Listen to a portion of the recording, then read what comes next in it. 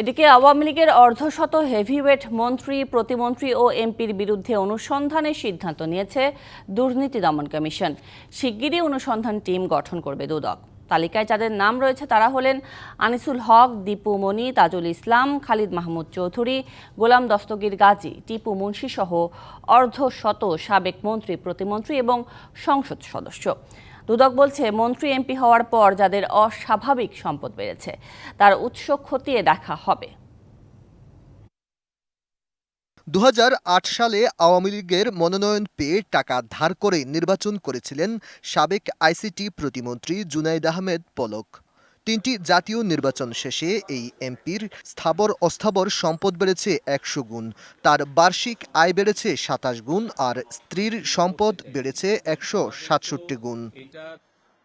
সম্পদের এসব তথ্য খোদ পলকই দ্বাদশ সংসদ নির্বাচনের হলফনামায় দিয়েছেন। তবে দুদকের কাছে থাকা গোয়েন্দা তথ্য বলছে, বাস্তবে পলক পরিবারের নামে বেনামে সম্পদ অন্তত ৫০০ কোটি টাকা। সম্পদের এমন অস্বাভাবিক উত্থান হয়েছে আওয়ামী লীগ সরকারের অনেক মন্ত্রী, প্রতিমন্ত্রী ও সংসদ সদস্যের। কার কী পরিমাণ সম্পদ বেড়েছে, সম্প্রতি দুদকের কাছে এমন একটি তালিকা আসে, যাদের মধ্যে রয়েছেন সাবেক মন্ত্রী আনিসুল হক, খালিদ মাহমুদ চৌধুরী, তাজুল ইসলাম, জাহিদ মালিক, গোলাম দস্তগীর গাজী, প্রতিমন্ত্রী নসরুল হামিদ বিপুসহ অন্তত ২০ জন মন্ত্রী, প্রতিমন্ত্রী।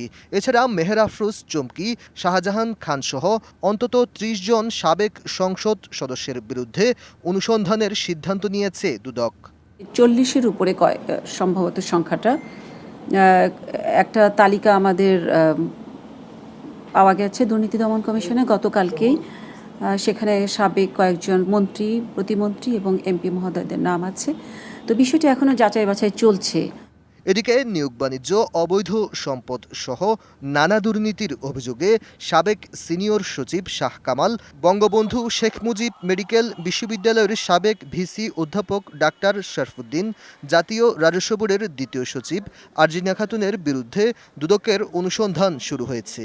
এই অভিযোগটি যাচাই বাছাইয়ের জন্য আমাদের গোয়েন্দা ইউনিটে কার্যক্রম গ্রহণ করা হয়েছে। তারই পরিপ্রেক্ষিতে বিষয়টি প্রকাশ্যে অনুসন্ধানের জন্য কমিশন কর্তৃক সিদ্ধান্ত দেওয়া হয়েছে। একই দিন ওয়াসার সাবেক বিতর্কিত এমডি তাকসিম এ খানের বিদেশ যাত্রায় নিষেধাজ্ঞা জারি করেছে দুদক। Aditya Arafat, DBC news, Dhaka.